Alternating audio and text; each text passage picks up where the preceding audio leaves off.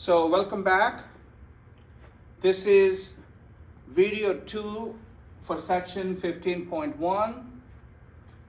The title is Indefinite Integral of a Function f of x.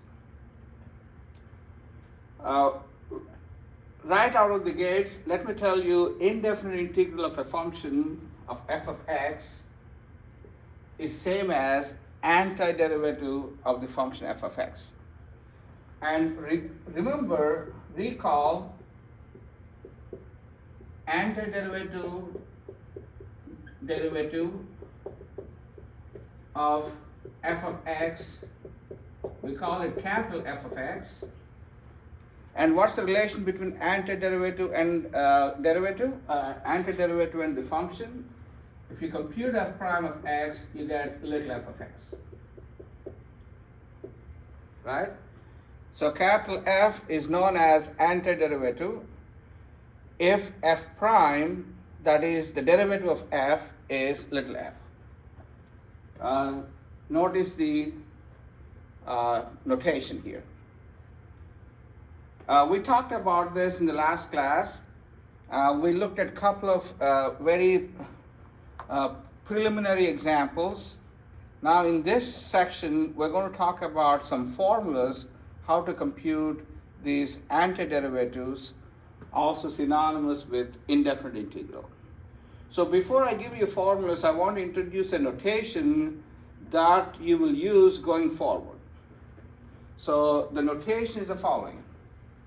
So you write a symbol like this. This symbol, you read it as integral,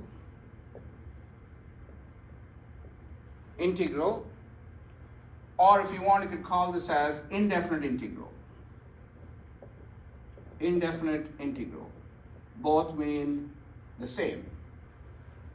In the future, we're going to talk about definite integral as opposed to indefinite integral. So this is a symbol. It looks like slightly a stretched S, and you write your little f of x inside, and you let what the variable you're working with. We do that by writing d of x. So this, you read it as integral f of x d of x, or indefinite integral of the function f of x, and we are trying to specify what variable we are working with, that is x here. So this dx is very important. And what is this? This is simply your antiderivative f of x plus c. You got that? So going forward, if I gave you something like this, I need to find this capital F of x. Now see, what's the relation between this capital F and this little f? Capital F prime is little f. So we need to find a function whose capital F, whose derivative is little f. That's our job. And notice this extra constant here, because if I add a constant to a function, if I differentiate, the derivative constant is 0, you still get f prime of x, which will be same as f of x. So going forward, if you see things like this, you have a little function inside, you have to guess capital F of x. And for example, if I say integral of 10 dx, right? So my little f of x is 10. What is the function whose derivative is 10? You think about it. So we are looking for capital F of x. And the property is the derivative of capital F of x should be 10. So obviously the answer is 10x. This f of x, capital F of x is 10x, and you write extra constant here. The reason we put extra constant is the derivative of 10x is 10. The derivative of 10x plus c is also 10. So this is the most general formula. So don't forget to put that c at the end. So for simple functions, you could guess. But if the functions involve more terms, a lot of powers, maybe exponentials, maybe logs, you have to use different formulas. So let me give you one basic formula that you need to use in order to find integrals. It is known as a power rule. So let me erase this.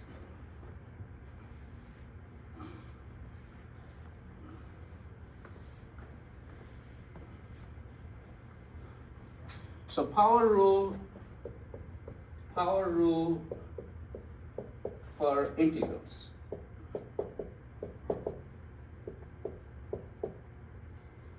The power rule for integrals is one of the useful formulas that would allow you to integrate functions. So here's the power rule. Integral of x to the power of n dx. So my little f of x is integral x to the power of n, where n could be any number. It doesn't have to be integer. It could be negative number. It could be pi. It could be square root of 2.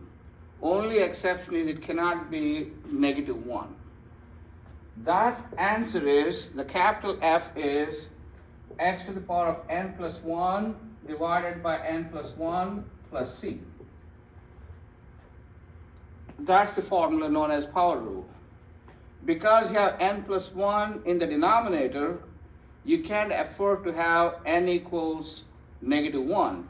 That's why this formula is valid only when n is not negative 1. So for any other number, this works. And to draw the analogy between this formula and what we talked about, this is your little f of x. That's the function you want to integrate. And this is your capital F of x, which is your antiderivative. And you have extra constant. And let me remind you, don't forget about the constant. That's very useful going forward. Now, why does this work? Why does this work? Because if I try to differentiate this, I should get x to the power of n. This n plus 1 is a constant, so I set aside and try to differentiate the function. When I try to differentiate, I get n plus 1 times x to the power of n plus 1 minus 1. That is x to the power of n plus 1 get cancelled, you get x to the power of n. So in other words, if you try to differentiate x to the power of n plus 1 over n plus 1 prime, this is a constant, like I said. You keep n plus 1 aside and try to differentiate the power of x. So it's n plus 1 times x to the power of, I got to reduce the power by 1, which becomes x to the power of n. Cancel things, you get the function back. That's why this formula works all the time. One more formula. If you simply have a constant k, a number, still you treat that as a function of x, it's a constant function. What's the integral of k dx? Integral of k dx is kx plus c. And it's easy to see why that is the case. If I differentiate kx, if I find the derivative of kx, I get k. Of course, I have to add the constant to get a general formula, general answer. So this is called constant rule for integration. There are a couple of other rules that you need to know, but these two are very useful in differentiating functions. Let me give you one example, just one example, and then we'll do more in the future videos. So for example, what is x to the power of 5 dx? What's the derivative of x to the power of 5 dx? Here n is 5. The integral of x to the power of 5 dx is, according to the formula, it is x to the power of, increase the power by 1, so it will become 6, and divide by 6 plus a constant. That's it, that's the answer.